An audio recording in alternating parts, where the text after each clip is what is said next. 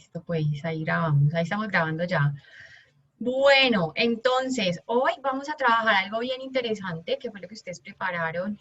Vamos a hablar sobre la estructura de los ácidos nucleicos, vamos a hablar un poquito de historia.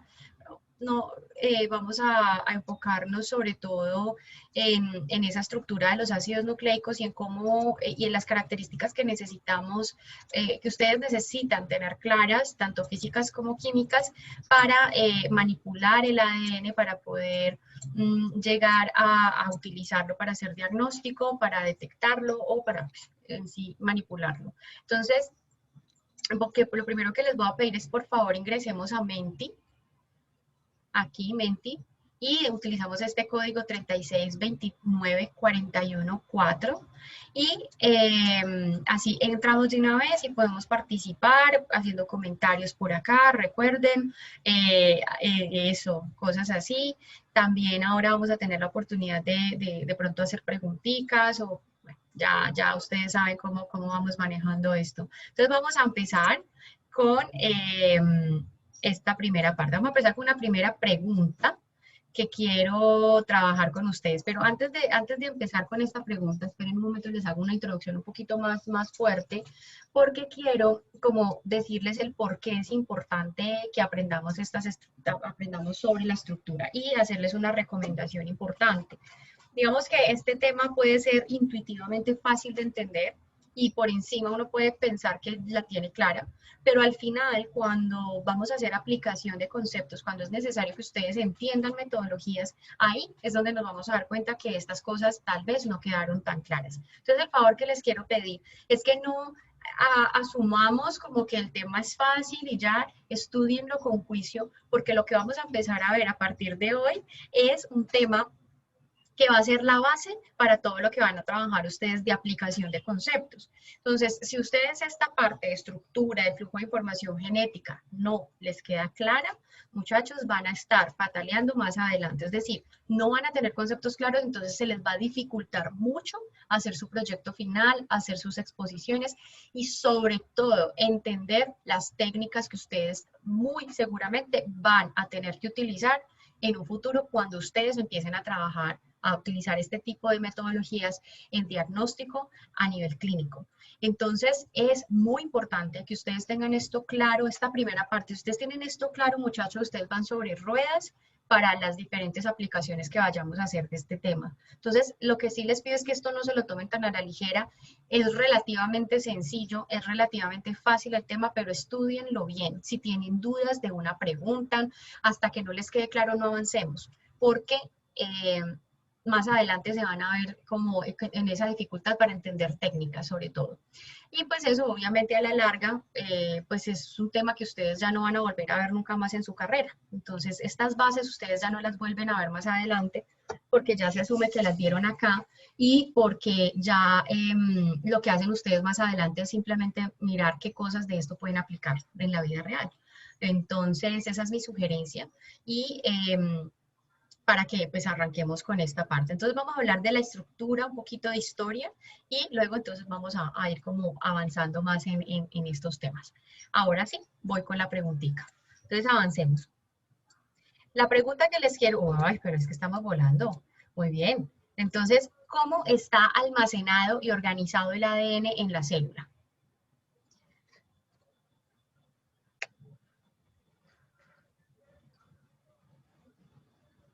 Entonces me dicen que en cromatina, en cromosomas,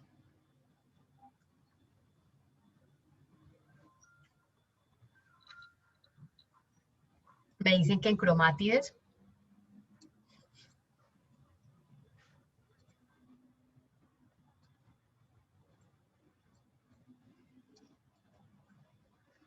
me dicen que están en cromosomas, en el núcleo, me dicen que en ribosomas, no.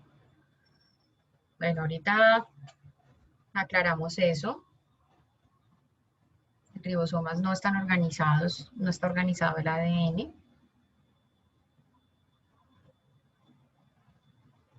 Bueno, es importante que tengamos claro que todos los comentarios, dudas que ustedes planteen por acá, no tienen, son anónimas. Yo no me doy cuenta, nadie se va a dar cuenta quién está hablando por acá. Cromosomas, en cromosomas no. Vamos a entender ahorita específicamente qué es. El ARN hace las proteínas en los ribosomas. Exacto, el ribosoma sirve para hacer síntesis de proteína, pero no almacena el ADN, ni ningún ácido nucleico. Muy bien, vamos 29, histonas, podría ser nucleótido. El nucleótido hace parte del ácido nucleico. Del ácido nucleico, o sea, está el ADN, pero ¿cómo se almacena eso? O sea, lo que estamos preguntando es, ¿eso cómo se almacena? Está enrollado en histonas, va muy bien por ese lado. ¿Y eso cómo se llama? Entonces aquí me dicen cromatinas, núcleo, organización de cromosomas, almacenado en cromatinas, empaquetado en cromatina. Almacenado en cromatina, exactamente. Entonces yo creo que aquí nucleosomas, muy bien, en nucleosomas, bien. Ok, fíjense que ustedes aquí pues tienen una variedad de respuestas y creo que sí vale la pena, bueno, hacer esa claridad y estoy muy de acuerdo con quienes están escribiendo acá nucleosomas y quienes escribieron cromatina. Quienes están hablando de cromosomas también, pero ya les voy a decir, estar organizados en cromosomas, empaquetados en cromatina, ¿listo? Esa es la respuesta real a esta pregunta. Entonces vamos a ubicarnos aquí y en este punto, entonces ustedes acá van a ver, y esto es un recorderis de biología celular, cuando nosotros hablamos del ADN, hablamos que estas moléculas pues están almacenadas en histonas, ¿sí? O sea, que ellas están interactuando con proteínas. ¿Cuáles son esas proteínas? Histonas. Entonces, lo primero que yo necesito es que ustedes tengan muy presente siempre que el ADN no está ahí nadando en el citoplasma o en el núcleo, no. El ADN nunca va a estar en el citoplasma, el ADN está en el núcleo y lo que sale del núcleo es el RNA. Y el RNA pues sí sale, digamos que no empaquetado, pero sí asociado con algunas proteínas que lo protegen. Y vamos a ver hablar de eso más adelante. Pero cuando hablamos del ADN, el ADN entonces está empaquetado en histonas. Esas histonas, eso lo que es la histona unida al ADN es lo que conocemos como cromatina. ¿Bien? Entonces lo que quiero es que eso que quede claro que el ADN está empaquetado en cromatina. El nucleosoma, que ustedes bien lo estaban mencionando y se acordaban, ahí lo mencionaban, el nucleosoma es la unidad básica de empaquetamiento de la cromatina. Entonces la cromatina, es decir, el ADN con la histona, tiene diferentes niveles de empaquetamiento. Entonces, el nivel más básico es el nucleosoma. Una vez este nucleosoma está formado, él se puede unir con otros nucleosomas para formar un solenoide, luego las alzas cromatínicas y los cromosomas, finalmente los cromosomas condensados. Que esto es lo que nosotros vemos en la mitosis y aquí estos cromosomas condensados, pues como ustedes ven, son el último nivel de condensación de la cromatina. ¿Listo? Entonces es, digamos, un nivel muy alto de condensación o de, pues sí, sí, de condensación de esa cromatina, de organización de la cromatina. Entonces, esto es importantísimo que ustedes lo tengan claro, porque cuando ustedes van a manipular ADN, cuando ustedes van a extraer ADN, esto lo tienen que tener en la cabeza. O sea, que hay barreras que le van a impedir llegar directamente al ADN y por eso debemos tener técnicas para poder quitar las histonas y liberar solamente el ADN y dejarlo libre. ¿Listo? Porque pues hay que tener claro que él no está ahí nadando, que él está empaquetado en cromatina y está organizado en cromosomas, que los podemos ver ya a nivel metafásico. Cuando estamos hablando de que están en interfase, por ejemplo, en una célula que está en mitosis, está en interfase, está en esta condición, desempaquetado. Es decir, bueno, no, pues sí, en el nivel más básico de condensación, pero nunca libre. Nunca libre, ¿listo? Siempre va a estar asociado a proteínas. En este caso estamos haciendo mucho énfasis en histonas, pero no son las únicas proteínas que van a estar ahí. ¿Alguien tiene una pregunta? ¿La puedes escribir o me la puedes comentar? Bueno, ¿quién tiene la preguntita por acá? Bueno, entonces es importante, ven, ustedes me están escuchando, ¿cierto? Profe, Ah, yo listo, tengo, listo. Profe, pero yo no fue el que hundió el botoncito, la mía es Dale, otra. dale, pregúntame, de una. Así como en biología celular, nosotros también vamos a tener que tener en cuenta pues, cada uno de estos niveles de agrupación, o sea, saber qué es el nucleosoma, el solenoide, las asas cromáticas y así. No te escuché la primera parte de la pregunta. O sea, que si tenemos que tener en cuenta eh, también, o sea, como sabernos ya de memoria otra vez lo de los nucleosomas, los solenoides, o sea, como esos niveles de agrupación, pues. Bueno, no, no es que, no, Juan, no es que los tengas que tener de memoria, no. Es simplemente que tú, esto ya debe ser algo un poco más, ¿cómo te digo?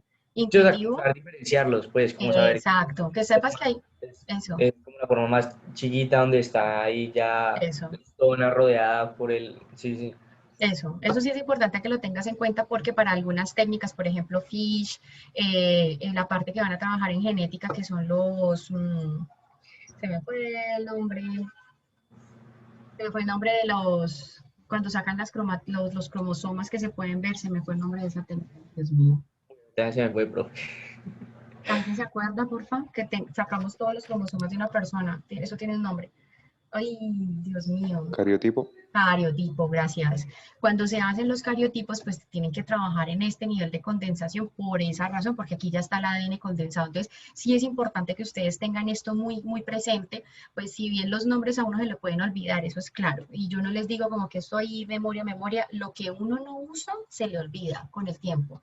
Pero la noción de que el ADN está empaquetado, que está en nucleosoma, o sea, que está, esto sí se lo pueden grabar, que este es el nucleosoma y que es el nivel más básico, no sé si lo pueden grabar.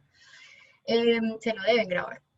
Pero ya el resto, digamos que pues es algo que se puede manejar más, pero sí es importante que ustedes tengan la noción de que hay diferentes niveles de empaquetamiento para que ustedes puedan identificar cuándo aplican una técnica, en qué momento de empaquetamiento pueden aplicar una técnica, en qué momento de empaquetamiento se está expresando un gen o no.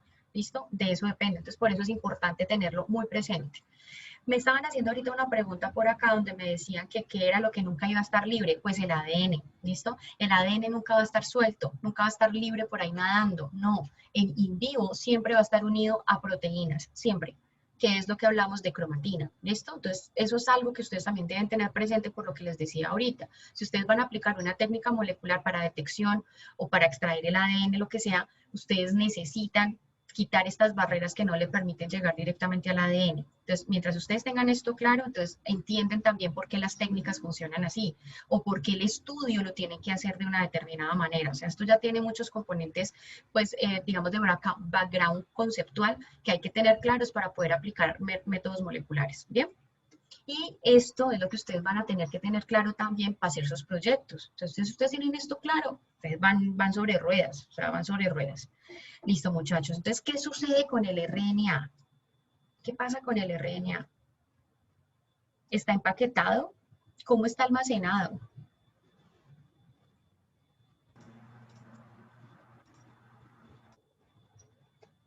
¿Qué pasa con el RNA? ¿El RNA está empaquetado en algún lado, Juan Pablo? Dale. O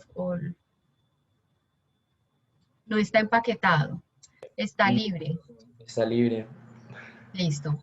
Se encuentra pues, en el núcleo, el citoplasma, Ok. generalmente cerca. Profe, Ok. pero tú dijiste que sí está acompañado como de otras proteínas, ¿no? Pero el RNA no. Ah, O no. sea, Ah, el vale, ok. DNA sí, el DNA, no el RNA.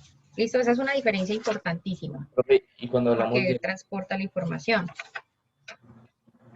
Ah, no, no, no, no, no, no, no olvida eso, profe. Ya, ya. Listo. Sí. Bueno, recuerden que yo estoy aquí tomando noticas de participación, entonces para que me vayan diciendo quién me va escribiendo por ahí, por este lado, porque yo no me doy cuenta quién me escribe.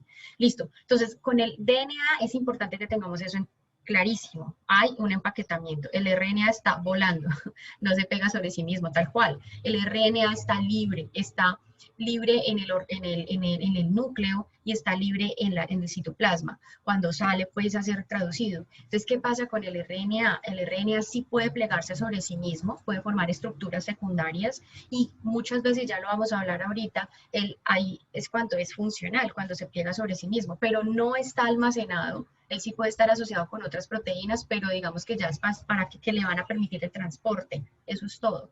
Y ya para los procesos que hacen, por ejemplo, de traducción o algo así. Pero generalmente el RNA no está almacenado, no está empaquetado, digámoslo así, está libre y pues eso es una gran diferencia con el DNA. Muy bien, avancemos por acá. Profe, una pregunta es que yo leí que decía que funcionaba como una molécula catalítica. ¿Puedes explicar mejor eso, por favor? Claro, el RNA, ¿quién me habló? ¿Quién me habló? Yo, profe, María María Alejandra. Alejandra. Sí, María Alejandra, ese punto que tocas es bien importante, perdón, porque el ARN tiene función de autorregulación.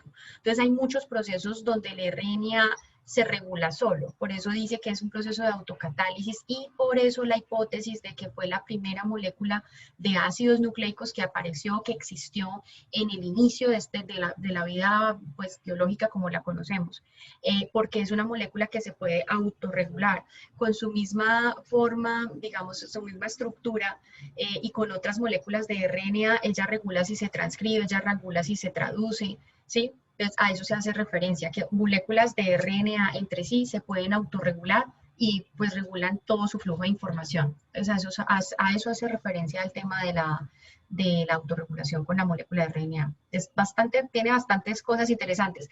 No en vano, hay muchos virus que son tipo RNA, que sus genomas son tipo RNA. No en vano. Ok. Gracias. Listo. Bien, entonces ahorita vamos con qué es un nucleótido y cuál es su estructura.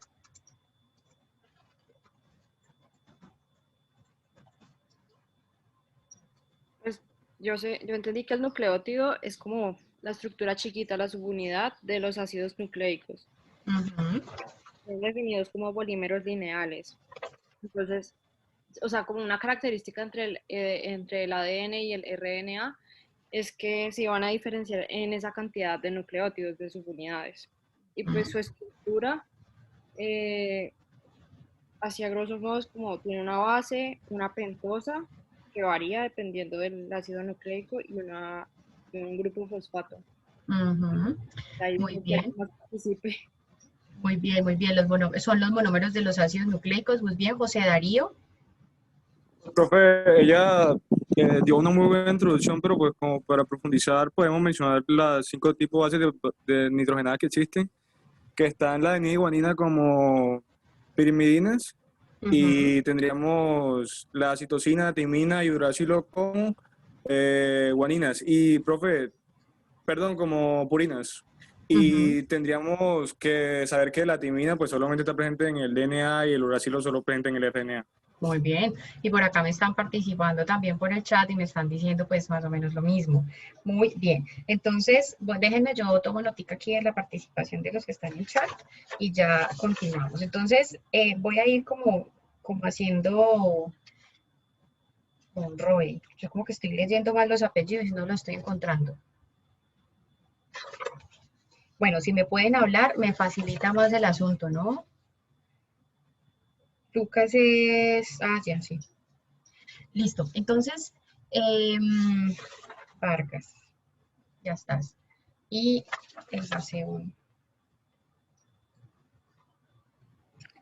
Entonces, bien, cuando hablamos de los ácidos nucleicos, como ustedes me lo están mencionando, ya hemos hablado que pues son monómeros, que es el monómero de los ácidos nucleicos, que tienen una base nitrogenada, tienen una pentosa y tienen un azúcar. Un fosfato, perdón. Y ya ustedes me clasificaron muy bien las bases nitrogenadas entre purinas y perimidinas y también ahondaron mucho más en cuáles eran las bases nitrogenadas que teníamos en el nucleótido. Entonces, esto me gustaría corroborarlo aquí. Entonces me gustaría que ustedes entren, ya están todos en mente, entonces porfa me van a poner allí, van a identificar cuál es la desoxirribosa.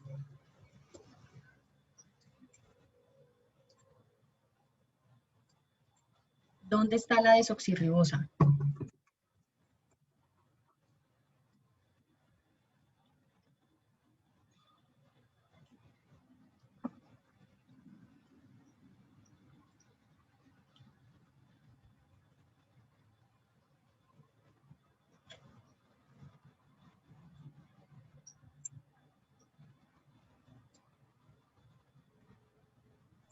Profe, es que en eso fue que me confundí. La base nitrogenada, entonces sería como las purinas y pirimidinas, la pequeña porción del nucleótido, ¿cierto? Las pirimidinas, otra vez, dime. Ok. Es que eso me confundió muchísimo e incluso dudé mucho. Entonces, las purinas y las pirimidinas, que son las bases nitrogenadas, serían como la parte más pequeña del nucleótido. No necesariamente la más pequeña, de hecho la más pequeña podría ser el fosfato, porque estas, por ejemplo, son de dobles anillos, anillo de doble, de dos anillos, mejor dicho. Entonces Ok, ahí la estructura es un poquito más grande. Entonces no lo miremos desde el punto de vista del tamaño, sino ah, más bien de cuál es la estructura. Entonces, aquí que me están señalando, ¿esto qué es? La base Una base nitrogenada. nitrogenada. La base nitrogenada. nitrogenada. Muy bien, esta es la base nitrogenada y esto acá es la desoxirribosa. Bien, entonces, súper. Muchas gracias por la participación. Vamos a mirar entonces acá, vamos a tener una base nitrogenada, vamos a tener un azúcar y vamos a tener un fosfato. Aquí vamos a ver que el ADN, entonces como ustedes me estaban diciendo ahorita, van a tener una desoxirribosa, que sería esto, y el RNA va a tener una ribosa. ¿Listo? Y esto es lo que vamos a como entender un poquito más acá. Cuando hablamos de las bases nitrogenadas, entonces aquí les recuerdo la estructura, la base nitrogenada, el azúcar y el fosfato. Vamos a referirnos únicamente a la base nitrogenada y aquí es donde nosotros podemos decir que esa base nitrogenada es dividida o está clasificada entre pirimidina y purinas. Las pirimidinas ya nos lo decía ahorita eh, José Darío. ¿Sí, José Darío? No. Sí, profe. Sí, Sí, José fue Darío. José Darío, listo. Pues José que nos decía que teníamos pirimidinas, citosinas, timinas, el uracilo es una pirimidina y tenemos como purinas adeninas y guaninas, ¿listo? Entonces, en ese sentido, tenemos digamos, un grupo de 4 estructuras, básicamente 4, que es lo que nosotros identificamos en el ADN siempre. Entonces, cuando nosotros hacemos secuenciación, cuando nosotros hacemos detección por PCR, lo que hacemos es detectar un orden de adeninas, timinas, guaninas y citosinas. Eso es realmente lo que nosotros detectamos. La vida está escrita en 4 letras, así de sencillo. Que en el RNA, pues esa letra cambia por timina por uracilo. ¿Listo? Lo que hablamos ahorita con base a las diferencias en la pentosa, que es el azúcar que estamos viendo acá, entonces y aquí hay un punto importante también, que qué pena no lo toqué, y es que tenemos que tener muy en cuenta también las formas como las numeraciones que tenemos en estas estructuras, porque cuando hablamos de purinas, entonces las purinas se unen al azúcar por el nitrógeno 9 y las pirimidinas se unen a este azúcar por el nitrógeno 1. ¿Listo? Es importante tener en cuenta esas numeraciones porque nos ayudan a ubicar. En el caso de las pentosas, pues también vamos a tener en cuenta esas numeraciones. Este es el carbono 1, carbono 2, carbono 3, carbono 4 y carbono 5, ¿sí? Este es el carbono 5. Y cuando hablamos de la pentosa, para poder decir si es DNA o RNA, nos fijamos en el carbono 2. ¿Listo? Es en el carbono 2 donde nos tenemos que fijar, es decir, en esta parte. Ese carbono 2, cuando estamos hablando de una ribosa, él va a tener un OH. Cuando hablamos de una desoxirribosa, él no va a tener el oxígeno, va a tener solamente el H. Y eso hace una gran diferencia a nivel estructural y sobre todo de estabilidad de la molécula. ¿Listo? Entonces, eso es en el carbono 2. En el carbono 2, porque en el carbono 3 siempre vamos a tener un OH y ese OH es fundamental para la polimerización de la cadena. Si no tenemos ese OH ahí, en el carbono 3, pues no vamos a poder extender la cadena. Entonces son importantes carbono 2, carbono 3 y carbono 5, porque el carbono 5 interactúa también con este OH acá para hacer la extensión de la cadena. ¿Vamos bien hasta ahí? Sí, profe. Profe, tengo una pregunta. Dime. Entonces, por ejemplo, en el DNA, bueno, y en el RNA, que me trabo allí hablando, el grupo fosfato entonces estaría haciendo enlaces con ese carbono 5 y ese carbono 3, por decirlo así, o... El fosfato está con el carbono 5, exactamente, ese es un éster, un enlace éster ahí.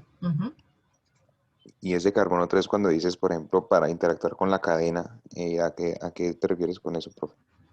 Al OH que me repites que estaba leyendo la pregunta, qué pena. Claro, con gusto. En el carbono 3, ahí dijiste que ese OH de allí, el carbono 3, va a ser importante para reaccionar con el carbono 5, ¿cierto? Sí, Pero, ¿para qué o qué? para alargar la cadena, la vamos a ver ahorita. Y eso lo vamos a entender con más detalle cuando hablemos ya de la síntesis. Pero en el OH, este OH va a interactuar con el fosfato, pero aquí no lo vas a poder ver porque no tengo, digamos, un nucleótido adecuado para mostrarte acá. Si te lo muestro aquí te puedo confundir. Entonces, esto es RNA, esto es DNA y ya ahorita te resuelvo esa duda con otra imagen para que no te confundas. ¿Listo? Ok, listo, profe. Listo. Entonces avancemos. ¿Cuál es la estructura? Y aquí es donde vas a entender esa parte. ¿Cuál es la estructura de un ácido nucleico? Ojo, ya no estamos hablando del monómero. Ustedes hablaron ahorita de monómero y eso me encanta que lo tengan claro. El nucleótido es el monómero del ácido nucleico, que es el polímero. ¿Listo? El ácido nucleico es el polímero. Entonces, ¿cuál es la estructura de un ácido nucleico y cuáles son los tipos de enlace que se encuentran en los ácidos nucleicos? Entonces, Profe, pues, ¿puedo contestar? claro. Pues se tenía entendido que o sea, el ácido nucleico está formado por largas cadenas de nucleótidos que se enlazan entre sí por el grupo fosfato. Entonces, una hebra de ácido nucleico cualquiera.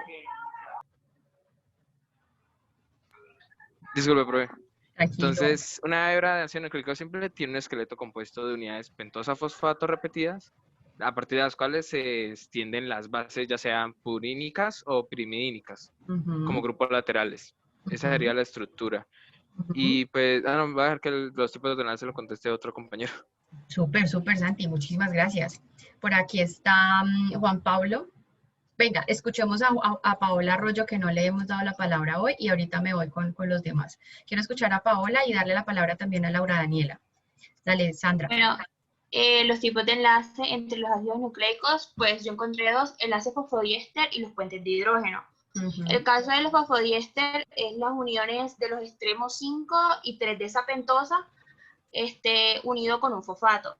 Y los puentes de hidrógeno son entre las bases nitrogenadas que dependiendo de la base nitrogenada que sea, va a ser 3 puentes de hidrógeno o 2 puentes de hidrógeno. Muy bien, muy bien. Muchas gracias, Sandra. Laura. Laura. Bueno, profe, para complementar un poco de la estructura, pues la hebra simple del ácido nucleico es una estructura, como lo dijo mi compañero, es una estructura primaria. Y esta va a tener un esqueleto que van a estar unidas las pentosas con los fosfatos de manera repetida y de ellas se van a extender bases purínicas y pirimidínicas como grupos laterales. Y la orientación química pues es del extremo 5', que es el que tiene, pues ya lo mencionamos, el grupo hidroxilo, o el fosfato en el carbono 5 del azúcar terminal.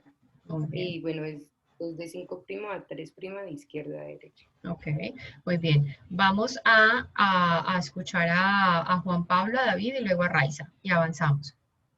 Profe, nomás agregar, decir que ese enlace fosfodiéster, pues ese enlace covalente que se va a hacer, básicamente se produce entre el carbono 3 que tú nos estabas hablando, gracias pues, a ese OH que está ahí abajito, fosfato del nucleótido que estaría abajo.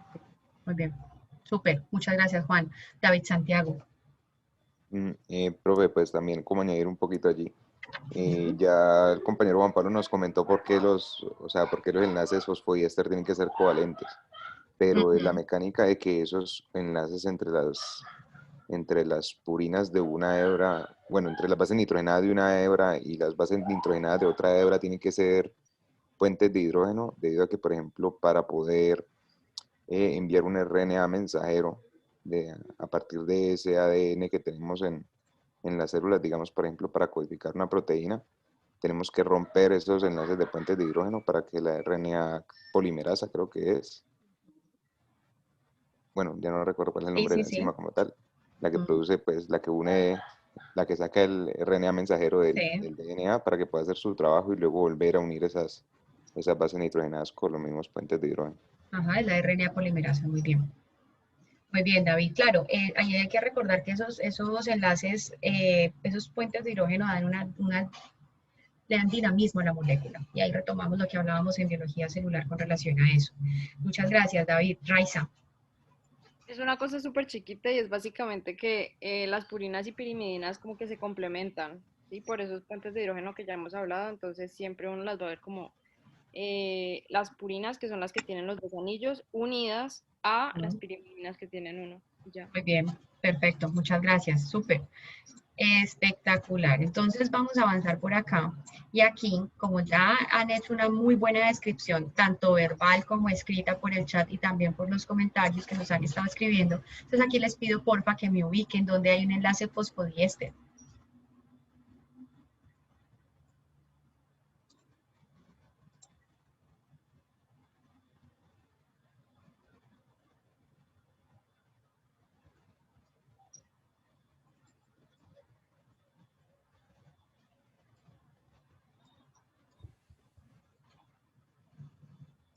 Van 17, somos 39, entonces vamos.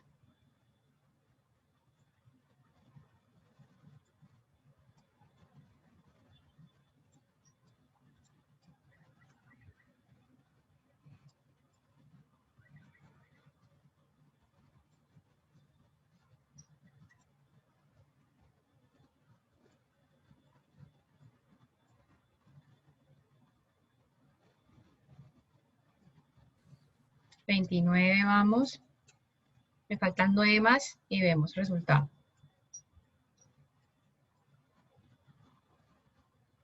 Profe, la cantidad de puentes de hidrógeno podría afectar como qué tan fácil es dañar el ADN, por decirlo así. Sí, qué tan fácil es separar una cadena de la otra cuando estamos hablando de un ADN bicatenario. Okay. Sí, Okay. Gracias. Súper. Bueno, bien, listo. Entonces vamos a ver acá, vamos a ver dónde están los enlaces fosfodiéster para ustedes. Entonces se están ubicando ustedes aquí en este punto y eso está muy bien. Es decir, que ese es el punto mediante el cual podemos tener como un enlace o una unión de un nucleótido con otro, y ahí es la importancia de ese hidroxilo 3' del que hablábamos acá. Si nosotros no tenemos este hidroxilo, denme un momento por favor, yo voy a iluminar aquí. Si nosotros no tenemos este hidroxilo acá, el hidroxilo en este punto, pues no se puede unir con el carbono 5', que era este que estaba acá. Entonces, por eso es importantísimo que haya un carbono 3 con un hidroxilo libre y un fosfato en el carbono 5 del siguiente nucleótido para que ocurra el enlace fosfodiéster que ustedes me estaban señalando acá. ¿Bien? Esa es la importancia de ese carbono 3.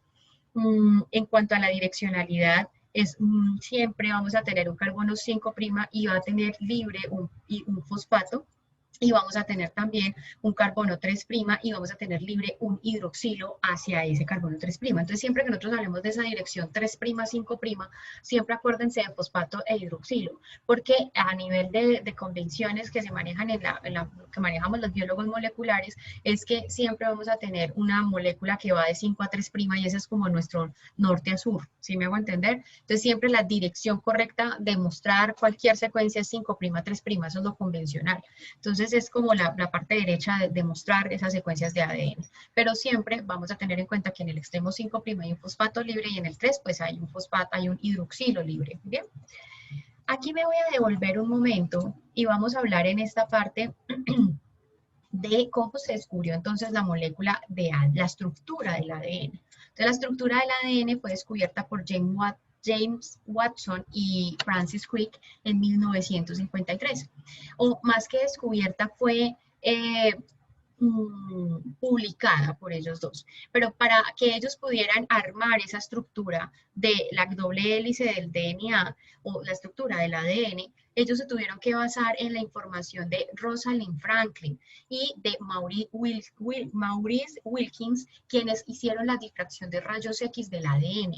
Entonces, con esa difracción de rayos X del ADN, ellos se dieron cuenta que la molécula era helicoidal. Entonces, ese dato lo botaron Rosalind Franklin y Maurice Wilkins. Rosalind murió antes de poder ganar el premio Nobel que ganaron Francis Crick y James Watson, pero realmente el trabajo de ellos se basó en todo lo que hicieron ellos acá. En la historia dicen que le quitaron el trabajo y le quitaron el protagonismo a Rosalind Franklin. Hay una historia muy de hash correveidile con relación a esto del descubrimiento de la doble hélice de la estructura del ADN, pero sí están muy relacionadas con eso, que pues todo el trabajo, mucho del trabajo se basó en los resultados previos de Rosalind Franklin y de Edwin Chargaff. Chargaff fue quien planteó precisamente lo que nos estaba diciendo Raiza ahorita, que había una complementariedad entre nucleótidos, es decir, que siempre se iba a unir una purina con una pirimidina y viceversa.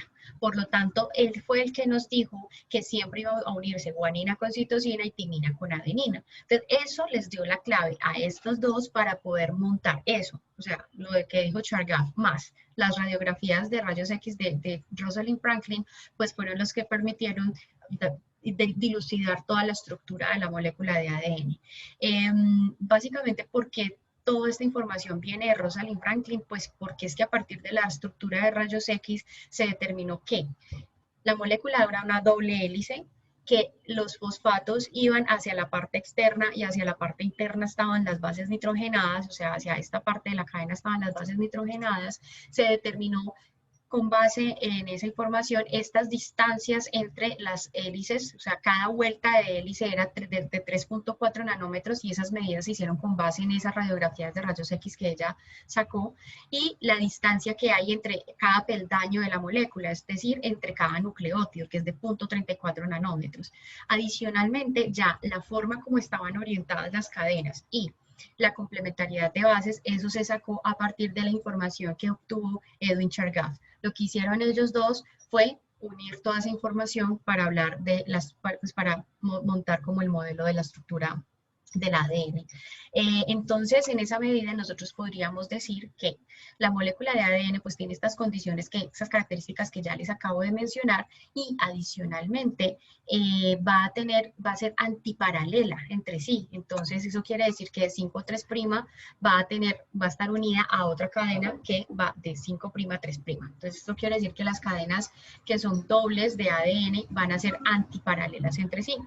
Las cadenas de ADN también van a tener unas cosas que se llaman giros menores y giros mayores, y esto es importante, porque los giros mayores son los lugares donde interactúan proteínas para regular la replicación o la transcripción del ADN. ¿Listo? Entonces, eso lo vamos a recordar más adelante cuando hablemos de transcripción, sobre todo porque aquí se unen los factores de transcripción, sobre todo principalmente en los surcos mayores. En el surco menor hay algunos que se unen, pero no son muchos. Entonces, eso es importante tenerlo acá en cuenta también. ¿Alguna duda en esta parte, muchachos? ¿Podemos avanzar sin problema? Profe, yo tengo una... Dime. Dale. La dos primero, vale. Es que creo que en el libro mencionaban algo de eso, pero me quedó la duda de cómo digamos, Chargaff descubrió que las bases se complementaban entre sí, que cada una tenía como su pareja ideal, o sea, me quedó la duda de cómo descubrió eso. Eso es más por el análisis de la estructura química de los nucleótidos. Entonces, ahorita yo te voy a mostrar, ya te voy a mostrar acá, esto.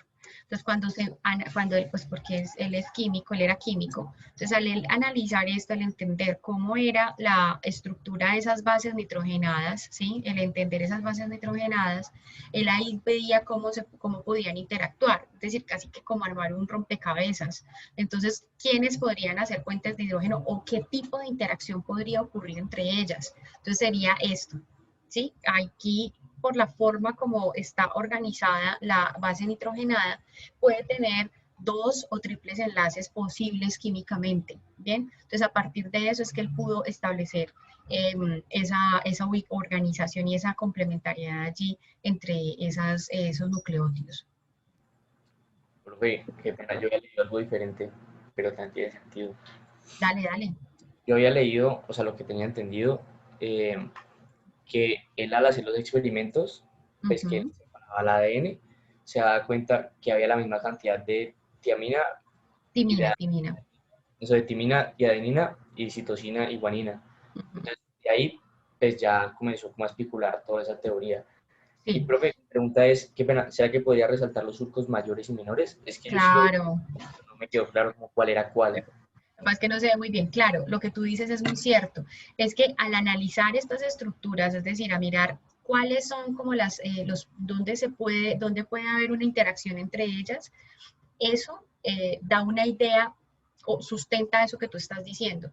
Cuando él analiza la cantidad de adeninas y timinas y se da cuenta que es la misma proporción entre timinas y adeninas y guaninas y tocinas, pues eso da una idea de que ellas tienen que estar interactuando, pero después, ¿cómo es que están interactuando? Entonces ya es analizar la estructura y entender cómo es que se pueden formar esas, dónde se forman y qué tipo de enlace o qué tipo de interacción puede haber entre ellas. Lo que tú dices es muy cierto. Muchas gracias. Y me devuelvo entonces a mostrar acá los surcos mayores y menores. Entonces el surco mayor es este espacio. Fíjate que si tú, eso cambia con la perspectiva con la que tú estés mirando la molécula de ADN, así de sencillo. Porque si tú le das la vuelta a esto, entonces si tú miras aquí, este es el surco mayor, pero si tú le das la vuelta por el otro lado, el surco mayor estaría por el otro lado. A ver, yo trato de... Mini profe, pero entonces el surco mayor sería como, pues mirándolo en el otro, sería este de aquí y el menor sería el que está al otro lado, ¿no? Exactamente. Exactamente. Y si tú la mueves, va a cambiar, ¿no? Listo, profe. ¿Sí? Gracias. Si tú le das la vuelta, va a cambiar. Este tema, eso que tú me preguntas es bastante importante porque generalmente si tú miras en los libros es muy difícil que tú logres ver, o sea, ellos te hablan de surco mayor y menor, pero es difícil encontrar una imagen como esta, o sea, que te muestre claramente el mayor y el menor. Es difícil encontrarla. Es que de hecho sí, o sea, sí lo vi en el libro, pero no así, o sea, los surcos estaban señalados como aquí encima, Y se ven casi iguales. con flechas, entonces no me confundía, porque Claro. yo, claro que se hacen a las hélices, pues. Y se ven iguales, que casi que igual en tamaño, entonces me queda como que como así que surco mayor y menor.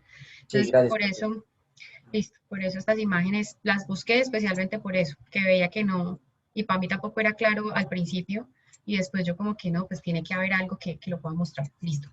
Entonces, vamos aquí. Por aquí tenemos el enlace glucosídico, pues que está uniéndose con la molécula con la base nitrogenada, y aquí para retomar, pues siempre pensar que las dos cadenas pues tienen esos enlaces fosfodiéster y pues tienen estos tipos de enlaces, o sea, eso no es un factor como diferencial en ese caso. Muy bien, entonces para resumir, nosotros podríamos decir que las estructuras de ácidos, los ácidos nucleicos en sí, van a tener, y sobre todo el ADN, vamos a hablar del ADN únicamente en este caso, y ahorita hablamos del RNA, el ADN va a tener una doble cadena que está organizada, es una doble hélice que es dextrógira, que es antiparalela, acuérdense, 5', 3', 5', 3', 3', 5', 3', 5', 3', son antiparalelas. Es helicoidal, como ya lo dijimos, y en este caso la estructura de ADN no tiene una estructura secundaria, realmente ella es una estructura primaria alargada. Podríamos decir de pronto que esa estructura secundaria que tienen en este caso sería la molécula, la doble hélice, y hasta ahí pare de contar, ¿bien? En el caso del RNA, podemos decir que es una molécula monocatenaria. Generalmente la vamos a encontrar como monocatenaria. En algunas ocasiones es posible que se pueda encontrar en la célula un RNA de doble cadena, y generalmente eso está asociado con replicación viral. Entonces, por eso el sistema inmunológico, cuando detecta un RNA de doble cadena, inmediatamente se prende y ataca, porque él lo va a reconocer como si fuera una molécula, como una replicación viral, como una infección viral que se está llevando a cabo. Vamos a ver más adelante que vamos a tener otro tipo de RNAs doble cadena que se utilizan para hacer regulación de expresión de genes, pero eso es por otro cuento. Entonces, lo vamos a hablar más adelante. Pero por ahora es importante que tengamos en mente que el RNA generalmente lo vamos a encontrar como una monocadena, y que sí va a tener ya una estructura terciaria sobre todo. Y esas estructuras ya son estructuras donde ellas están plegándose sobre sí mismas. Y eso lo vamos a ver sobre todo en RNAs que regulan, que tiene una función más regulatoria. El RNA mensajero es un RNA que va a producir proteína, que va a ser utilizado para procesar proteína, pero el RNA de transferencia es un RNA, por ejemplo, que va a regular el proceso de traducción de la proteína. Entonces ese es un RNA que no se va a traducir, sino que es regulador, ¿listo? Y él va a tener que plegarse sobre sí mismo para ser funcional. Entonces, esos RNAs que regulan procesos dentro de la célula generalmente tienen que tener un plegamiento sobre sí mismo para ser funcionales. Entonces, por eso hablamos de que hay una estructura terciaria en el RNA. Muy bien. Ahora sí, vamos otra vez a Menti y vamos a identificar, vamos a mirar de las siguientes características que hay acá, cuáles son, de esas características, cuáles son diferencias estructurales o son diferencias o similitudes entre DNA y RNA.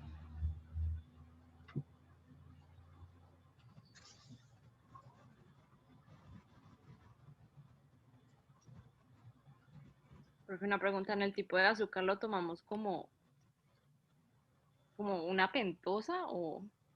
La pentosa, ¿qué tipo de pentosa es? Exacto. Ah, ok, listo ya. Profe, no sé si es porque mi mente muestra diferente, pero 0 es similitud y 10 es diferencia, ¿cierto? Sí, estamos hablando de similitud acá y diferencia, y claro, ustedes pueden, la diferencia está hacia el valor más alto y la similitud hacia el valor más bajo.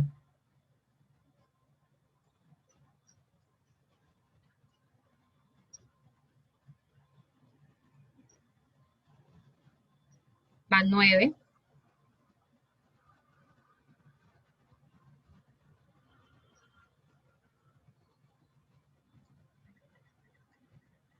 $18.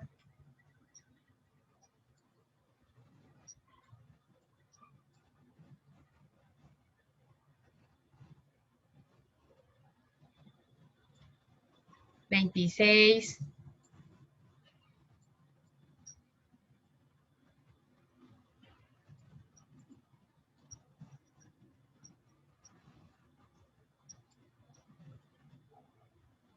$30. Listo. Ya aquí vamos llegando al punto. Bien, entonces vamos a ver acá. Me dicen que el tipo de azúcar es una diferencia. Ustedes lo entienden como una diferencia y claramente es una diferencia. O sea, acuérdense que entre ADN y entre DNA y RNA, la diferencia es una, los dos tienen una pentosa, pero hay una pentosa que es una desoxirribosa y otra que es una ribosa. La presencia de uracilo en RNA, recuerden que es una gran diferencia, igual que la timina en DNA, son una gran diferencia. Cuando hablamos de los tipos de bases nitrogenadas, pues aquí esto debería estar como por este lado. Quienes entendieron esta parte o quienes corrieron como un poquito más el dato, ¿qué tenían en mente? ¿Qué entendieron con esa pregunta? Profe, de pronto la diferencia de que pues hay una base que es el uracilo, que solamente está en el RNA y no en el ADN. Ok. Sí, profe, yo también lo tomé así, pero creo que era más por el lado de pirimidinas y purinas, ¿cierto? Claro. Sí, lo tomé como por la similitud, no por la diferencia. Súper, eso mismo me pasó en el grupo anterior. Entonces, ahí la diferencia o lo que estaba preguntando es con relación a la purina y pirimidina, pero lo que ustedes entendieron también es muy válido y la pregunta como está así planteada puede generar esa confusión. Entonces, de todas formas es válido lo que ustedes mencionan allí, pero ahí si yo me estoy refiriendo a purina y pirimidina, pues eso tiene que estar como más para acá, ¿no? Más tirando hacia este lado como una similitud, porque eso, las dos tienen el mismo tipo de pirimidina, pues de bases nitrogenadas. Entonces, cuando hablamos, por ejemplo, de las pirimidinas, el uracilo es una pirimidina. Tipos de enlace entre nucleótidos, pues todos son los mismos tipos de enlace que se forman entre las cadenas de ADN y lo pusimos aquí en la mitad. ¿Por qué lo pusimos en la mitad más o menos? ¿Qué pasó acá? ¿O qué los llevó a que la mayoría estuviera por este lado? Bueno, de hecho no la mayoría se fue para este lado. Pero por acá, ¿qué pasó? De pronto, profe, como pueden haber un puente de hidrógeno, bueno, no mentira, un puente de hidrógeno no, como la diferencia entre la cantidad de puentes de hidrógenos que pueden haber dependiendo de la base nitrogenada, ¿no? Otra vez, las diferencias de puentes de hidrógeno que pueden haber. Ok, listo. Pero aquí estamos hablando es del tipo de enlace, no del número de enlaces. Ah, ya veo. ¿Listo? Entonces, aquí cuando hablamos de los tipos de enlace, pues son los mismos. Tenemos fosfodiéster, tenemos el N-glucosídico, tenemos puentes de hidrógeno, ¿bien? Importante tenerlo ahí claro. Bueno, súper. Pero me gusta que la tenemos clara. Ok, avancemos a esta otra pregunta. ¿A qué se debe que la estructura del ADN sea más estable que la del RNA? Andrés Felipe. Profe, pues yo tengo que, pues había varias como opciones, ¿no? Una es, por ejemplo, de que el DNA no va a tener pues el uracilo que tiene el RNA, ¿no? Y esto es debido a que pues se debe evitar de que haya errores, porque pues es el material genético y puede realizar procesos de replicación. También es más estable, por lo que pues habíamos dicho antes de que está compuesta, pues el azúcar es una desoxirribosa, ¿no? Que permite como que sea más flexible el DNA y también le va a dar una estabilidad a la hora de formar, por ejemplo, la doble hélice.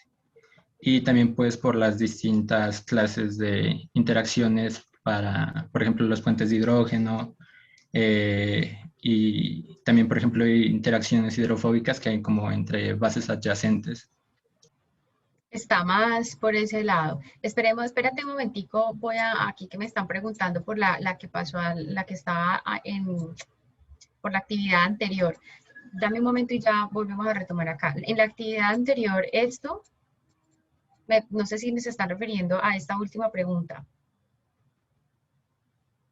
Escríbanme por ahí, porfa, sí o no. Sí, entonces esta última pregunta es una similitud, ¿listo? Porque todos tienen el mismo tipo de enlace. Cambia el número, puede cambiar el número, por eso también pasa para una molécula de DNA, pero el tipo de enlace es el mismo. ¿Listo? Ok, entonces pasemos aquí. Entonces acá, ok.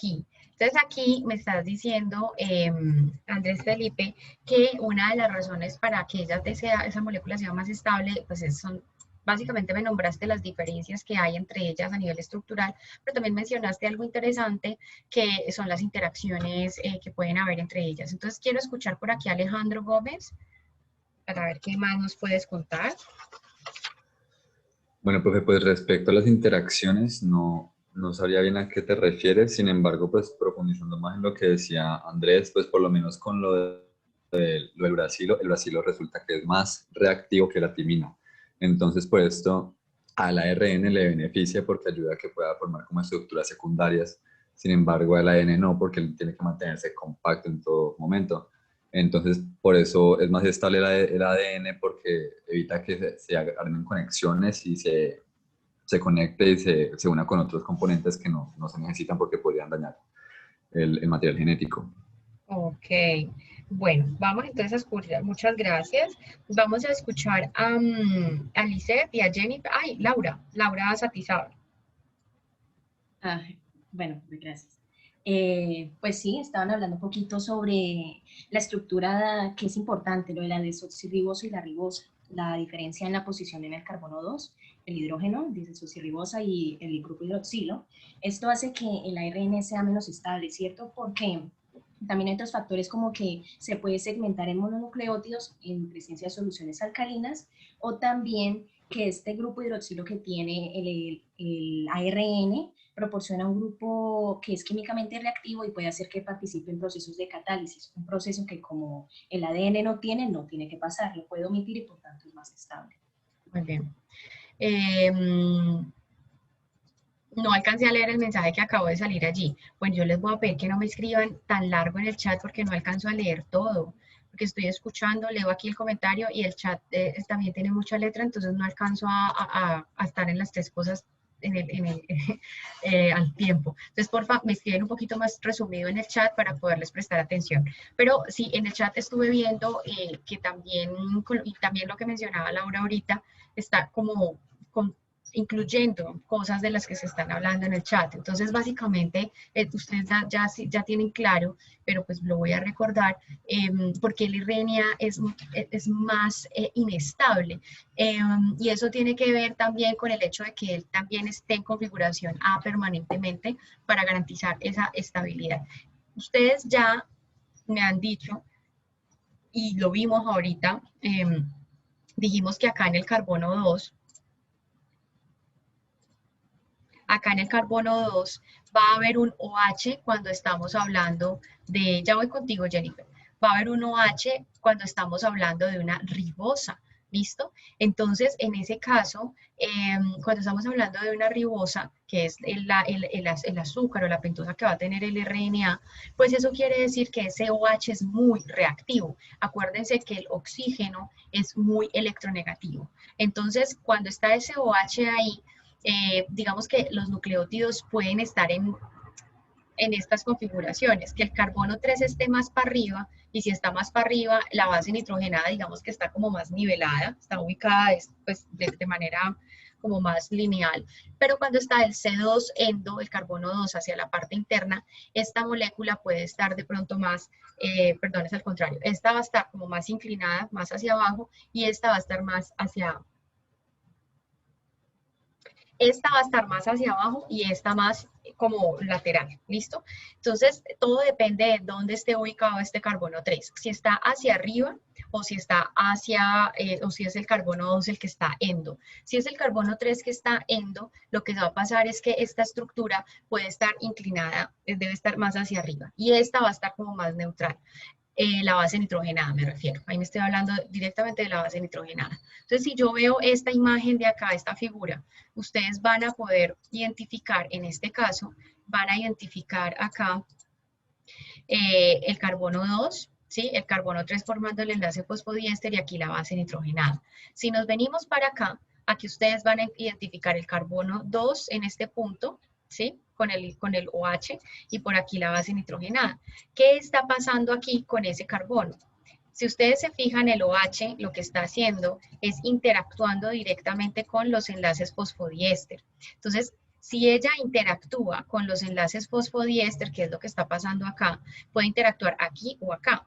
Y como esto es tan electronegativo, lo que puede generar es un rompimiento de la cadena y la va a degradar. Esa es la razón por la cual el RNA es mucho más inestable, y por eso mismo lo encontramos generalmente en configuración A. ¿Listo? Entonces voy a pasar acá a aclarar un poquito más esto y voy con las preguntas que me tienen por acá. Entonces, generalmente lo vamos a encontrar en configuración A por lo siguiente. Y es que en la configuración A, fíjense lo que les decía ahorita, esa configuración A es un C3 endo y lo que hace es bajar, como darle una inclinación, digámoslo así, a la base nitrogenada. Es lo que estamos viendo en este caso. Entonces, la configuración A le está dando como ese giro o esa inclinación a la base nitrogenada, y en ese caso, cuando yo tengo el hidroxilo aquí, ¿sí?, pues está alejado del enlace en el que puede quedar, con el que puede interactuar, incluso con la pentosa. Entonces, aquí se evita o se pone una distancia para esa interacción. Si nos vamos a ver en el caso de la configuración B, cuando está el C3 endo, aquí lo que vemos es que el hidroxilo está muy cercano y aquí sí puede haber interacción y degradación. Por eso el RNA lo encontramos principalmente en esta configuración. ¿Listo? Lo encontramos en esta configuración, porque si no, va a estar degradado. Y el ADN lo podemos encontrar en B o en A. Aquí cuando está en baja hidratación, cuando está deshidratado, lo vamos a tener así, y cuando está hidratado lo vamos a tener de esta forma. Pero digamos que en el RNA pues no tiene como mucha implicación, mucha relevancia. Entonces aquí mismo pues podemos hablar de las diferentes configuraciones B, A y la configuración Z, que es una configuración que se ha identificado in vitro pero no in vivo. Y este giro ya es un giro, y pues ahí no se sabe cuál es la función de esa molécula. Como les digo, se ha encontrado es in vivo. In vitro, perdón. Ahora sí, voy con las personas que tienen duda y que me han levantado la manito. Entonces, vamos a ver por acá quién me tiene la manito levantada. Raiza, y habían dos personas más que se me bajaron. Listo, no hay problema. Raiza, dale. Profe, no me quedó muy claro. O sea, ¿hay repulsión o hay afinidad? Y eso es lo que hace que... No. Bueno, se podría hablar en esos términos. Ni la una ni la otra. Lo que hay es un ataque que se conoce como ataque nucleofílico. Los ataques nucleofílicos lo que hacen, y sobre todo lo hacen los hidroxilos, los oxígenos que son tan electronegativos, es romper los enlaces que se han formado previamente. Entonces ataca, rompe el enlace y forma otro, pero entonces deforma y destruye la molécula. Entonces ni hay afinidad ni hay repulsión, simplemente hay un ataque, digamos un robo de electrones, y eso hace que se rompa ese enlace de alta energía, que es ese puente, ese enlace fosfodiéster que está uniendo los dos nucleótidos. Profe, pero eso tampoco le podemos llamar atracción, ¿no? No, eso no es atracción. Eso es un ataque nucleofílico, o sea, ya es... una especie de robo de electrones, algo así, como si fuera un radical libre ahí ese hidroxilo. ¿Sí? ¿Es claro? Bien. Sí, profe. Listo. Entonces, Profe, dime. esa reacción de ahí, la que ataca y rompe, ¿esa es la que se le llaman hidrólisis? ¿Sería? Podría ser una hidrólisis, claramente, claro. Entonces, bien, esas son las configuraciones entonces que tenemos del ADN. Ahora vamos a pasar al otro punto acá para que veamos cómo se observaría, cómo podrían identificar ustedes las diferentes configuraciones viéndolas desde la parte superior. Entonces, esta sería una configuración A, una configuración B y una Z, que es el desorden, ¿no? Entonces, ahí se observan desde diferentes puntos como de vista allí. Ahora bien, ya estamos llegando al último punto, que es explica el proceso de desnaturalización de ácidos nucleicos. ¿Cómo se desnaturaliza un ácido nucleico en el laboratorio?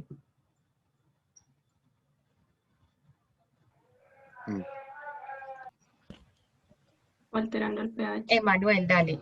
Ah, bueno, ¿quién me habló por ahí? Voy a ir en lista acá. Vamos a ver, Emanuel.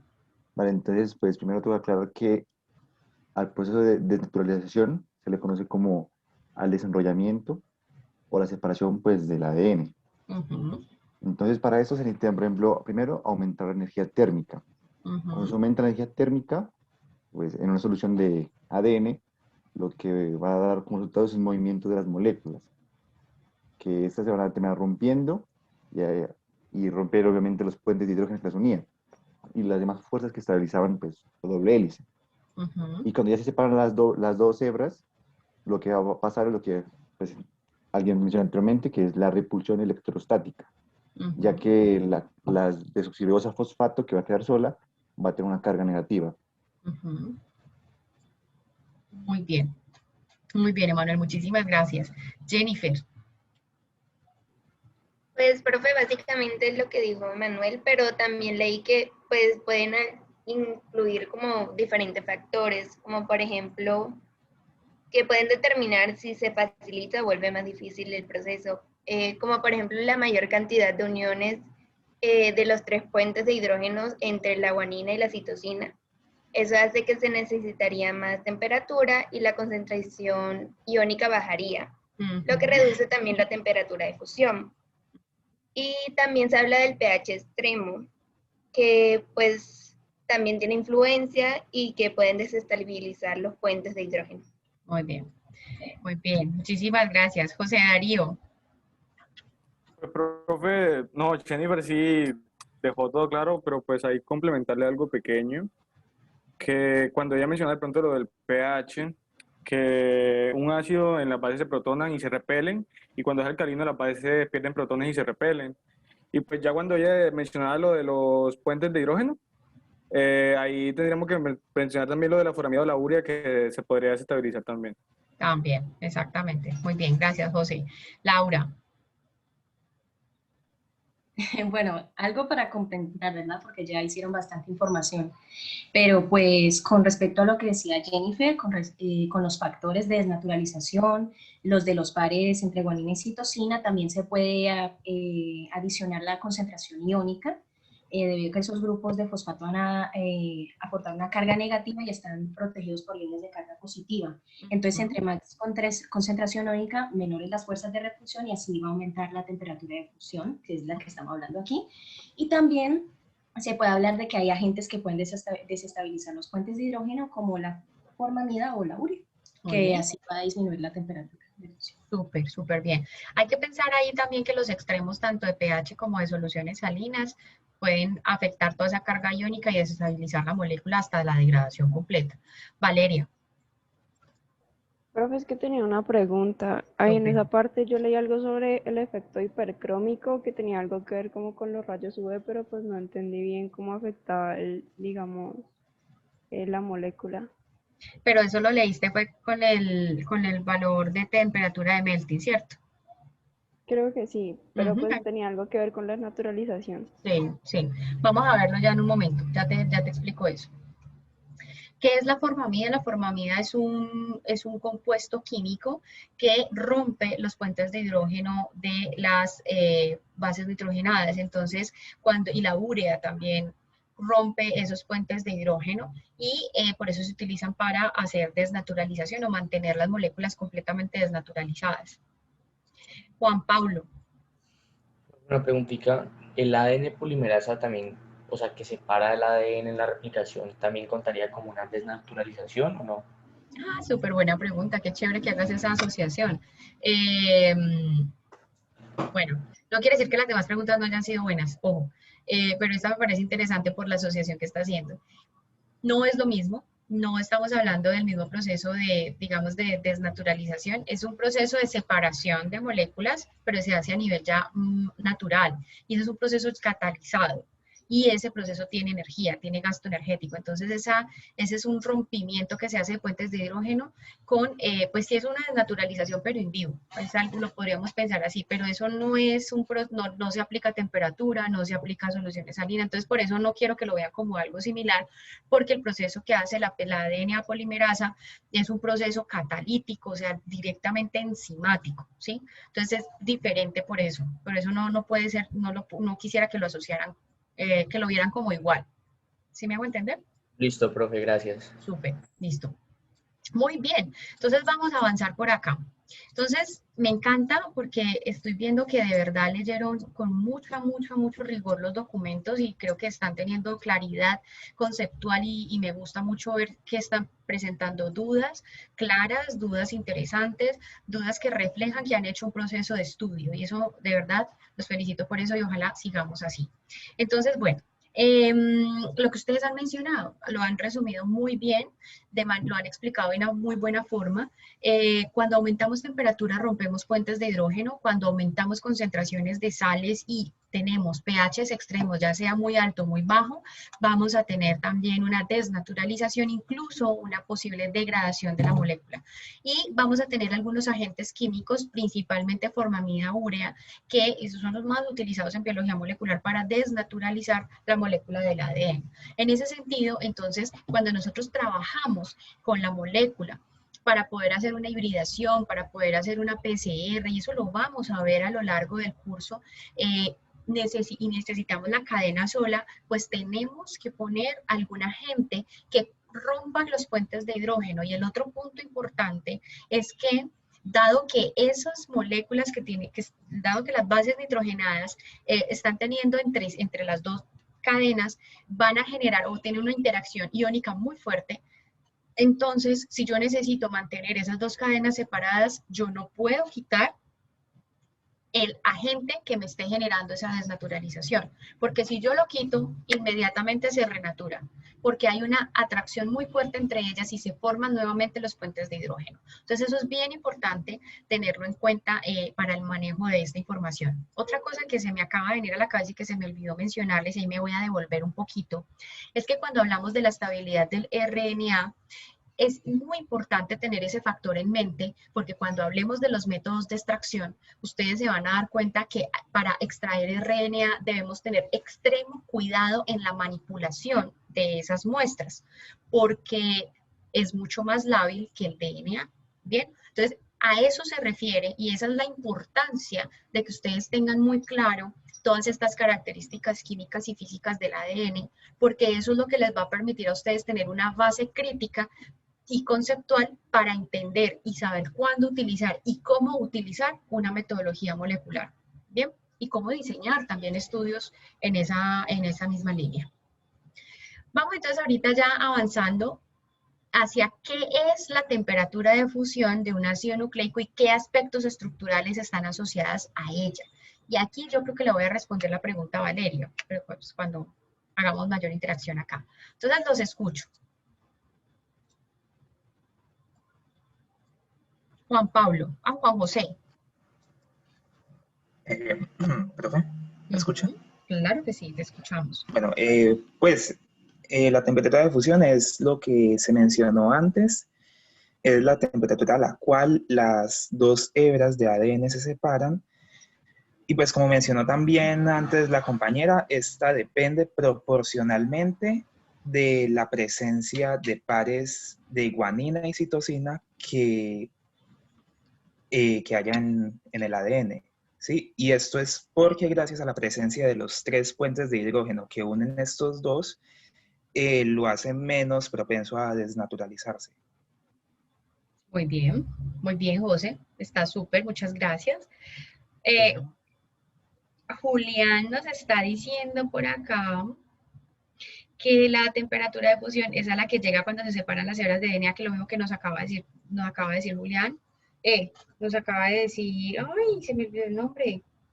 Ay, dime tu nombre otra vez, Juan José. Díaz. Gracias, Juan José. Pero te puse chulito.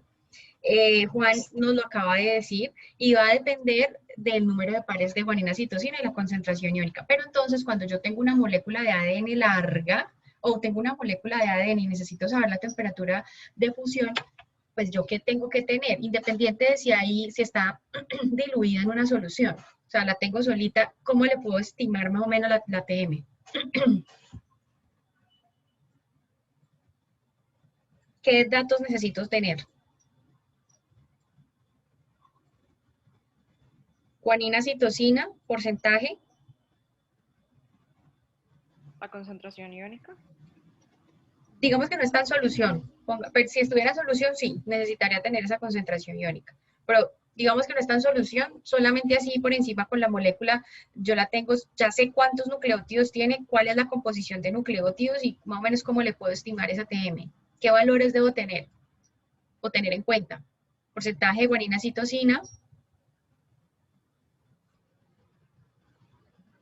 Debería tener en cuenta también el porcentaje de adeninas y timinas y adicionalmente se debería tener en cuenta la longitud de la molécula y también ya las concentraciones iónicas que nos estaba mencionando Raiza ahora. Listo. Entonces, ¿qué es lo que pasa? Aquí le va a responder la pregunta a Valeria. Creo que fue Valeria quien me preguntó. Sí, profe. Sí. Entonces, cuando nosotros tenemos una molécula de ADN, y aquí voy a hacer como una adición a la definición que me acabaron de dar de la temperatura de fusión. La temperatura de fusión es la temperatura en la cual la molécula de ADN está 50% separada o desnaturalizada, no completamente, es el 50% de la molécula, la mitad de la molécula está desnaturalizada. Entonces, cuando hablamos de esa temperatura de fusión, nosotros podemos comparar cómo es también esa absorción de una molécula de ADN de luz ultravioleta. La absorbancia es eso es lo que estamos hablando de esa absorción o el incremento de la absorción de luz ultravioleta. Todos tenemos claro qué es absorbancia. Si alguien tiene duda, me puede marcar este simbolito de duda aquí. En la interrogación, ok, entonces ya con uno solo vamos a explicarlo muy bien. Cuando hablamos del término de absorbancia, quiere decir que cuando yo tengo una molécula en solución, cualquier molécula tiene unos, digamos, absorbe energía o luz en diferentes longitudes de onda. Entonces, cuando uno lanza un haz de luz a una molécula, ella puede absorber una parte y refractar otra. ¿Listo? Físicamente eso es lo que va a suceder. Cuando hablamos de la absorbancia para una molécula de ADN específicamente, la molécula de ADN absorbe en un rango muy particular que es el 260-280. Esa es la longitud de onda en la que ella absorbe. Entonces, como que yo le mando un haz de luz en ese rango, 260-280. Si yo se lo lanzo y yo estoy evaluando esa solución donde yo supuestamente tengo ADN, yo esperaría que esa molécula de ADN absorba una cantidad de esa luz que yo le estoy mandando, de ese haz de luz que le estoy mandando, y difracte o haga la difracción de la otra. Dependiendo de lo que tanto ella absorba, a mí me da una indicación de qué tanta cantidad de ADN hay allí. ¿Listo? Entonces, en esa medida, este dato de qué tanto se absorbe, qué tanta energía, qué tanta se está absorbiendo la luz ultravioleta, pues me da una medida para determinar concentración. Segundo, me permite mirar si en una solución hay otras moléculas además del ADN. Por ejemplo, las proteínas absorben en otro rango de longitud de onda. Entonces, exacto, entonces cuando yo hago evalúo, por ejemplo, una proteína, me va a leer, absorber en otra longitud de onda, entonces yo puedo decir, listo, si me absorbe en 260, 280 y en 230 y en 240, entonces yo digo, ahí hay proteínas, hay compuestos orgánicos y hay ADN. Listo, o sea, mi muestra está contaminada, pero ahí hay. Entonces, ¿ahí qué pasa? Cuando hablamos de la TM y la relacionamos con la absorbancia, esa absorbancia la mide un espectrofotómetro, se llama así, y eso se utiliza y lo vamos a retomar cuando hablemos de extracción de ácidos nucleicos. En ese caso, cuando hablemos de extracción, vamos a darnos cuenta que la cuantificación del ADN, uno de los métodos para cuantificar, se basa en esa absorbancia con un espectrofotómetro, pero todo se basa en esto, lo que estamos viendo acá. Entonces, ¿qué pasa? Cuando yo tengo una molécula de doble cadena, esa molécula de doble cadena, pues ya explico esa parte. Entonces, la molécula de doble cadena va a tener menor cantidad, va a absorber menor proporción de luz ultravioleta que una cadena sencilla de ácido, una cadena sencilla de ADN. Esto puede estar asociado con el hecho de que es una molécula sencilla, que no, digamos que no hay mucho, que hay más superficie con la que ella podría absorber, más superficie expuesta con la cual ella puede absorber esa longitud de onda, diferente a lo que puede ocurrir acá, porque hay menos superficie expuesta físicamente hablando. Entonces aquí va a poder absorber mayor cantidad de luz ultravioleta. Entonces, ¿qué pasa? Aquí yo voy a mostrarles en este caso lo mismo que estoy hablando, estas gráficas nos están mostrando lo mismo que estábamos hablando en la anterior, pero pues lo mostramos diferente. Acá está la temperatura y aquí es la absorbancia de luz a los 260 nanómetros, que era lo que yo les decía ahorita. Entonces, vuelve y juega esta curva, el bicatenario está acá, aquí está la TM y aquí estaría el ya separado, el ADN, las hebras separadas. El monocatenario, fíjense que acá me está mostrando pues que cuando inicia ya arranca con un aumento muy grande con una absorbancia muy alta. Pero entonces cuando hablamos de este tipo de evaluaciones del ADN, solamente me permite determinar pureza y cantidad de ADN, no degradación. Porque si ustedes se fijan, si yo tengo un ADN bicatenario que está partido en dos, pues partido literalmente, o separado pero fragmentado, pues es posible que se pueda tener la misma nivel de absorbancia. Pero pues yo no voy a saber si es porque está fragmentado o porque está entero. ¿Listo? Entonces eso no me permite mirar degradación. Eso lo vemos con otras técnicas, pero lo vamos a ver más adelante. Eso es todo. Entonces aquí estamos viendo cómo también a partir de los porcentajes de guanina citosina se tienen que aumentar las TMs, pero ya ustedes saben por qué, porque hay 3 enlaces entre guanina citosina y romper esos 3 puentes de hidrógeno pues va a requerir mayor energía térmica. Profe, una preguntita. Dime. ¿En qué sustancia se pone a calentar eso? ¿El ADN? Sí. No, ese no se pone a calentar en ninguna, ese es más bien en qué equipo. Eso se pone a calentar en un termociclador. Últimamente, pues ahorita se utilizan termocicladores. Hay diferentes cosas que podemos utilizar para calentar una muestra de ADN, pero esto generalmente se usa, para esto se usa un termociclador. El termociclador, ¿qué hace? Y lo vamos a ver más adelante en detalle. El termociclador es una máquina que sube y baja temperaturas en segundos. Entonces puede subir de temperatura a 95 grados y bajarte a 50 grados en segundos.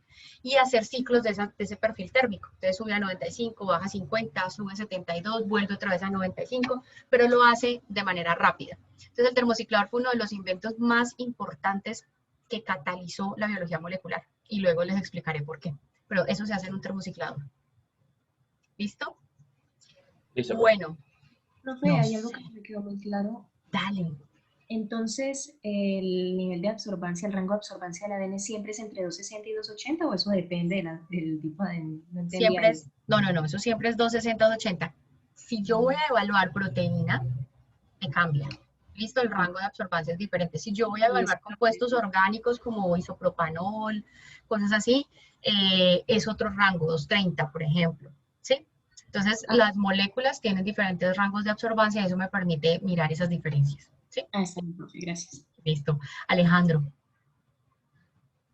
Profe, una pregunta. Es que yo, investigando sobre los factores pues, que intervenían en la desnaturalización, encontré que el agua destilada también intervenía, pero no terminé de entender por qué. Porque el agua, una cosa es tener agua destilada, otra cosa es tener agua desionizada. ¿Listo? Destilada y desionizada. Cuando yo destilo el agua, digamos que ya esa agua es un agua que está libre de, por ejemplo, impurezas, o sea, tiene un nivel de pureza muy alto, pero puede tener iones. Entonces esos iones sí pueden afectar en ese aspecto. Vale, gracias. Entonces, cuando trabajamos en biología molecular, nosotros trabajamos con un agua que se llama grado biología molecular. Ese grado biología molecular es un agua destilada y desionizada. Listo, profe, gracias. ¿Qué otras dudas hay?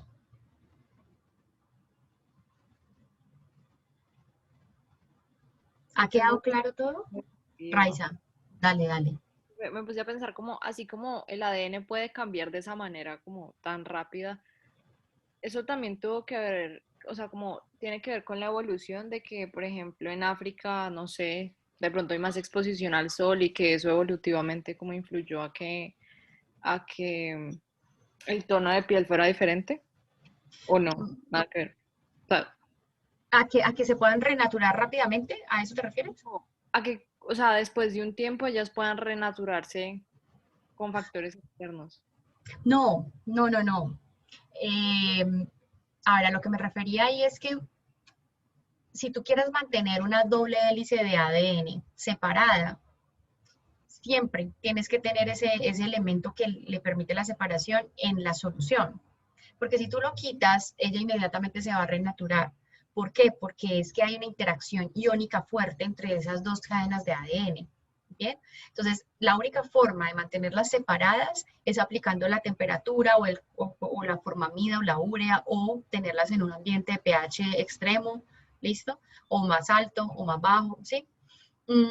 A eso me refería. Ok, listo ya. Gracias.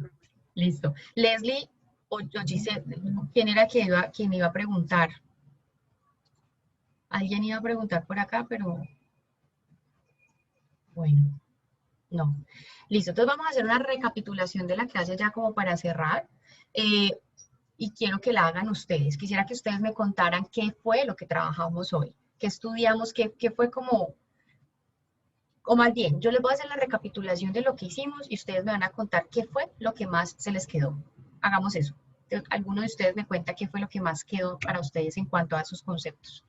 Hablamos de la estructura del ADN, de los ácidos nucleicos en sí, hablamos de las características físicas, químicas, la estabilidad de esas moléculas, hablamos de las características, dentro de las características físicas y químicas del TM, de qué condiciones nos pueden ayudar a separar esas moléculas, y ya, a grandes rasgos fue eso lo que hablamos. Entonces, cuéntenme, ¿qué se les quedó? ¿Qué tienen ahí en mente? ¿Qué es lo que más les genera recordación? ¿O con qué se van, pues, de la clase, mejor dicho? Profe, pues en general las diferencias entre los dos tipos de nucleótidos, bueno, ácidos nucleicos, y lo último, lo de la temperatura, que fue como bastante interesante, pues saber todo eso es lo que influye. Ok, súper. Sí, profe, lo que él decía del final, pues relacionando con las características químicas, y pues muchas personas, yo me incluyo, ya venimos viendo eso tanto en una que otra materia como en el colegio, entonces recordar eso, las estructuras de las bases nitrogenadas y de los nucleótidos, entonces eso queda todavía más claro. Súper, me encanta. ¿Alguien más? Profe, pues a mí se me quedó algo que la verdad no sabía, era que la estructura que tiene el ADN, que tiene una forma común que es la B y otra que es un poco más peculiar que la A, que la de RNA es la A obligatoriamente, y pues esa estructura de esa forma extraña que es la Z, que esa solo se encuentra in vitro, eso es como lo que me pareció más interesante. Súper, qué bien, Laura, gracias. Bueno, cuéntenme. También, profe, a mí se me quedó bastante lo de, o sea, que permite que el ADN sea como más estable, esa de las diferencias de lo del carbono 2, que, bueno, que está el grupo hidroxilo y el grupo hidrógeno y que se da la hidrólisis y eso. Entonces, y pues lo de la desnaturalización. Ok, muy bien. ¿Qué más?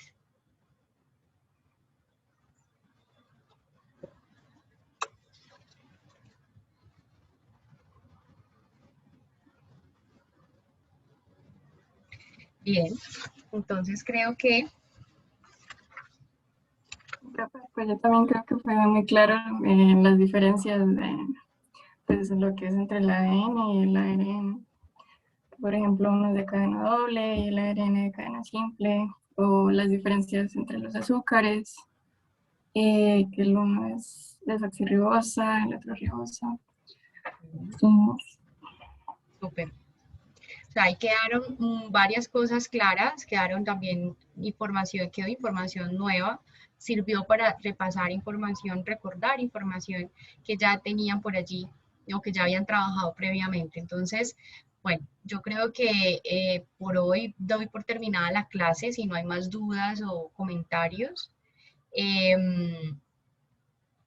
Ay, Hanan me está preguntando algo importante, muchachos. Denme un momento porque yo a ustedes no les he compartido la carpeta donde vamos a seguir grabando la clase.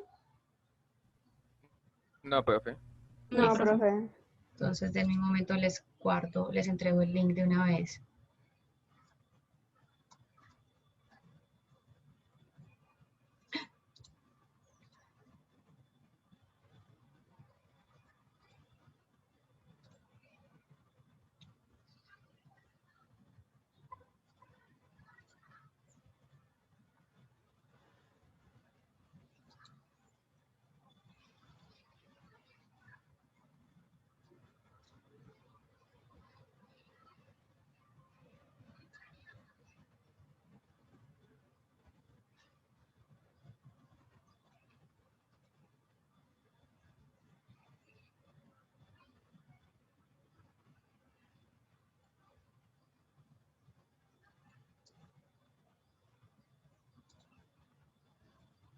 Listo.